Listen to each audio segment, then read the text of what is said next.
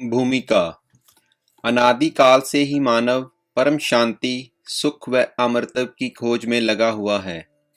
वह अपने सामर्थ्य के अनुसार प्रयत्न करता आ रहा है, लेकिन उसकी यह चाहत कभी पूर्ण नहीं हो पा रही है। ऐसा इसलिए है कि उसे इस चाहत को प्राप्त करने के मार्ग का पूर्ण ज्ञान नहीं है। सभी प्राणी चाहते हैं कि कोई कार्य न करना पड़े, खाने को स्वादिष्ट भोजन मिले, पहनने को सुंदर वस्त्र मिलें, रहने को आलीशान भवन हो, घूमने के लिए सुंदर पार्क हों, मनोरंजन के लिए मधुर मधुर संगीत हों, नाचें गाएं, खेलें कूदें, मौज मस्ती मनाएं और कभी बीमार ना हों, कभी बूढ़े ना हों और कभी मृत्यु ना होवे, आदि आदि। परंतु जिस संसार में हम रह रहे हैं, यहाँ ना तो ऐसा कहीं पर नजर आता है और ना ही ऐसा संभव है, क्योंकि यह लोक नाशवान है। इस लोक की हर वस्तु भी नाशवान है और इस लोक का राजा ब्रह्म काल है, जो 1 लाख मानव सूक्ष्म शरीर खाता है। उसने सब प्राणियों को कर्म भरम व पाप पुण्य रूपी जाल में उलझा कर 3 लोक के पिंजरे में कैद किए हुए है। कबीर साहिब कहते हैं कि कबीर 3 लोक पिंजरा भया, पाप पुण्य 2 जाल, सभी जीव भोजन भये, एक खाने वाला काल। गरीब एक पापी एक पुण्य आया, एक है सूम दलेल रे, बिना भजन कोई काम ना आवे, सब है जम की जेल रे। वह नहीं चाहता कि कोई प्राणी इस पिंजरे रूपी कैद से बाहर निकल जाए। वह यह भी नहीं चाहता कि जीवात्मा को अपने निज घर सतलोक का पता चले। इसलिए वह अपनी त्रिगुणी माया से हर जीव को भ्रमित किए हुए है। फिर मानव को यह उपरोक्त चाहत कहाँ से उत्पन्न हुई है? यहाँ ऐसा कुछ भी नहीं है। यहाँ पर सब ने मरना है, सब दुखी व अशांत हैं। जिस स्थिति को हम यहाँ प्राप्त करना चाहते हैं, ऐसी स्थिति में हम अपने निज घर सतलोक में रहते थे। काल ब्रह्म के लोक में स्वयं इच्छा से आकर फंस गए और अपने निज घर का रास्ता भूल गए। कबीर साहिब कहते हैं कि इच्छा रूपी खेलन आया, तांते सुख सागर नहीं पाया। इस काल ब्रह्म के लोक में शांति व सुख का नामो निशान भी नहीं है। त्रिगुणी माया से उत्पन्न काम, क्रोध, लोभ, मोह, अहंकार, राग द्वेष, हर्ष शोक, लाभ हानि, मान बढ़ाई रूपी अवगुण हर जीव को परेशान किए हुए हैं। यहाँ एक जीव दूसरे जीव को मारकर खा जाता है, शोषण करता है, इज्जत लूट लेता है, धन लूट लेता है, शांति छीन लेता है। यहाँ पर चारों तरफ आग लगी हुई है। यदि आप शांति से रहना चाहोगे तो दूसरे आपको रहने नहीं देंगे। आपके ना चाहते हुए भी चोर चोरी करके ले जाता है, डाकू डाका डाल के ले जाता है, दुर्घटना घट जाती है, किसान की फसल खराब हो जाती है, व्यापारी का व्यापार ठप हो जाता है, राजा का राज छीन लिया जाता है, स्वस्थ शरीर में बीमारी लग जाती है। अर्थात यहाँ पर कोई भी वस्तु सुरक्षित नहीं। राजाओं के राज, इज्जतदार की इज्जत, धनवान का धन, ताकतवर की ताकत और यहाँ तक कि हम सभी के शरीर भी अचानक छीन लिए जाते हैं। माता पिता के सामने जवान बेटा बेटी मर जाते हैं। दूध पीते बच्चों को रोते बिलखते छोड़कर माता पिता मर जाते हैं। जवान बहनें विधवा हो जाती हैं और पहाड़ से दुखों को भोगने को मजबूर होते हैं। विचार करें कि क्या यह स्थान रहने के लायक है? लेकिन हम मजबूरीवश यहाँ रह रहे हैं, क्योंकि इस काल के पिंजरे से बाहर निकलने का कोई रास्ता नजर नहीं आता और हमें दूसरों को दुखी करने की वह दुख सहने की आदत सी बन गई।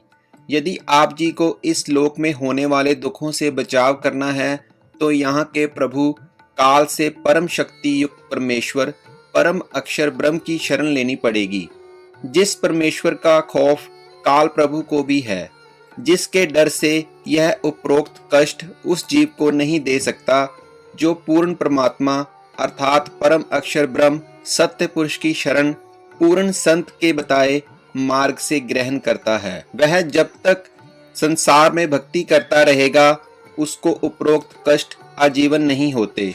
जो व्यक्ति इस पुस्तक ज्ञान गंगा को पढ़ेगा, उसको ज्ञान हो जाएगा कि हम अपने निज घर को भूल गए हैं।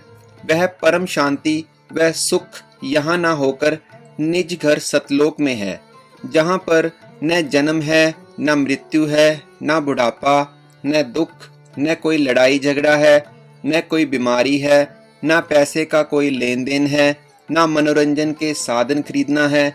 वहाँ पर सब परमात्मा द्वारा निःशुल्क व अखंड है। बंदी छोड़ गरीबदास जी महाराज की वाणी में प्रमाण है कि बिन ही मुख सारंग राग सुन, बिन ही तंती तार, बिना सुर अलगोजे बजे, नगर नाच घुमार। घंटा बाजे ताल नग, मंजीरे डफ झांझ, मुरली मधुर सुहावनी, निस्बासर और सांझ। बीन बिहंगम बाजही, तर्क तंबूरे तीर, राग खंड नहीं होत है, बंध्या रहत समीर।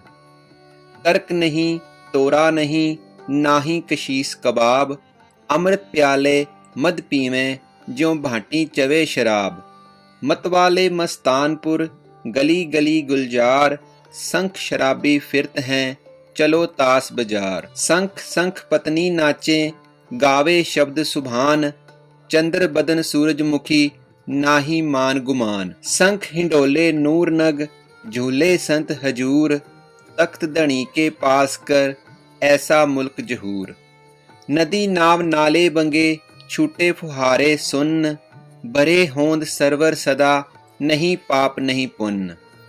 ना कोई भिक्षक दान दे, ना कोई हार व्यवहार, ना कोई जन्मे मरे, ऐसा देश हमार। जहाँ संखों लहर मेहर की उपजे, कहर जहाँ नहीं कोई, दास गरीब अचल अविनाशी, सुख का सागर सोई। सतलोक में केवल एक रस परम शांति व सुख है। जब तक हम सतलोक में नहीं जाएंगे तब तक हम परम शांति, सुख व अमरत्व को प्राप्त नहीं कर सकते। सतलोक में जाना तभी संभव है जब हम पूर्ण संत से उपदेश लेकर पूर्ण परमात्मा की आजीवन भक्ति करते रहें। इस पुस्तक ज्ञान गंगा के माध्यम से जो हम संदेश देना चाहते हैं, उसमें किसी देवी देवता व धर्म की बुराई ना करके सर्व पवित्र धर्म ग्रंथों में छुपे गूढ़ रहस्य को उजागर करके यथार्थ भक्ति मार्ग बताना चाहा है, जो कि वर्तमान के सर्व संत, महंत व आचार्य गुरु साहिबान शास्त्रों में छुपे गूढ़ रहस्य को समझ नहीं पाए। परम पूज्य कबीर साहिब अपनी वाणी में कहते हैं कि वेद कतेब झूठे ना भाई, झूठे हैं जो समझे नाही। जिस कारण भक्त समाज को अपार हानि हो रही है। सब अपने अनुमान से व झूठे गुरुओं द्वारा बताई गई शास्त्र विरुद्ध साधना करते हैं, जिससे ना मानसिक शांति मिलती है और ना ही शारीरिक सुख, ना ही घर व कारोबार में लाभ होता है और ना ही परमेश्वर का साक्षात्कार होता है और ना ही मोक्ष प्राप्ति होती है। यह सब सुख कैसे मिले तथा यह जानने के लिए कि मैं कौन हूँ, कहाँ से आया हूँ, क्यों जन्म लेता हूँ, क्यों मरता हूँ, क्यों दुख भोगता हूँ, आखिर यह सब कौन करवा रहा है और परमेश्वर कौन है, कैसा है, कहाँ है तथा कैसे मिलेगा, और ब्रह्मा विष्णु और शिव के माता पिता कौन हैं, किस प्रकार से काल ब्रह्म की जेल से छुटकारा पाकर अपने निज घर सतलोक में वापस जा सकते हैं। यह सब इस पुस्तक के माध्यम से दर्शाया गया है, ताकि इसे पढ़कर आम भक्त आत्मा का कल्याण संभव हो सके। यह पुस्तक सद्गुरु रामपाल जी महाराज के प्रवचनों का संग्रह है, जो कि सत ग्रंथों में लिखे तथ्यों पर आधारित है। हमें पूर्ण विश्वास है कि जो पाठक जन रुचि व निष्पक्ष भाव से पढ़कर अनुसरण करेगा, उसका कल्याण संभव है। आत्म प्राण उद्धार ही ऐसा धर्म नहीं और, कोटि अश्वमेघ यज्ञ सकल समाना भोर। जीव उद्धार परम पुण्य ऐसा कर्म नहीं और, मरुस्थल के मृग ज्यों सब मर गए दौर दौर। भावार्थ, यदि एक आत्मा को सत भक्ति मार्ग पर लगाकर उसका आत्म कल्याण करवा दिया जाए तो करोड़ अश्वमेघ यज्ञ का फल मिलता है और इसके बराबर कोई भी धर्म नहीं है।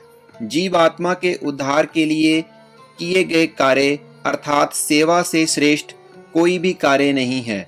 अपने पेट भरने के लिए तो पशु पक्षी भी सारा दिन भ्रमते हैं, उसी तरह वह व्यक्ति है जो परमार्थी कार्य नहीं करता।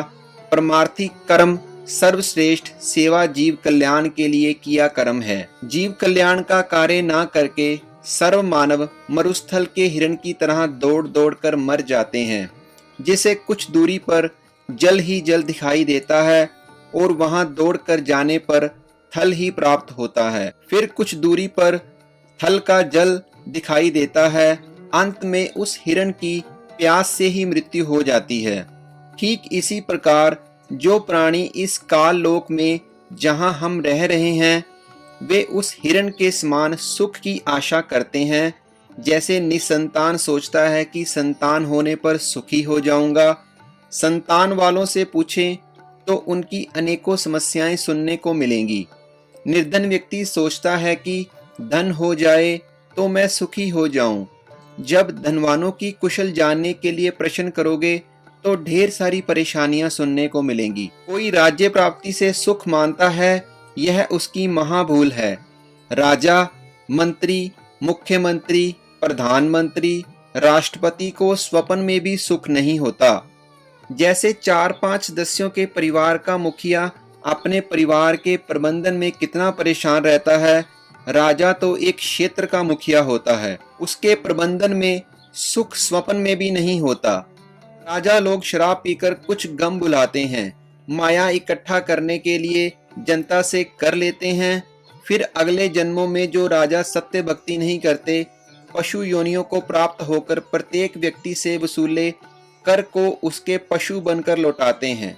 जो व्यक्ति मनमुखी होकर तथा झूठे गुरुओं से दीक्षित होकर भक्ति तथा धर्म करते हैं, वे सोचते हैं कि भविष्य में सुख होगा, लेकिन इसके विपरीत दुख ही प्राप्त होता है। कबीर साहब कहते हैं कि मेरा यह ज्ञान ऐसा है कि यदि ज्ञानी पुरुष होगा तो इसे सुनकर हृदय में बसा लेगा, और यदि मूर्ख होगा तो उसकी समझ से बाहर है। कबीर ज्ञानी हो तो हृदय लगाई, मूर्ख हो तो गम नहीं पाई। अधिक जानकारी के लिए कृपया प्रवेश करें इस पुस्तक ज्ञान गंगा में। इस पुस्तक को पढ़कर सुप्रीम कोर्ट के वरिष्ठ अधिवक्ता श्री सुरेश चंद्र ने कहा, इस पुस्तक का नाम तो ज्ञान सागर होना चाहिए। कान सुना दे, विधि बता दे, ओ मेरा कल्याण भगत में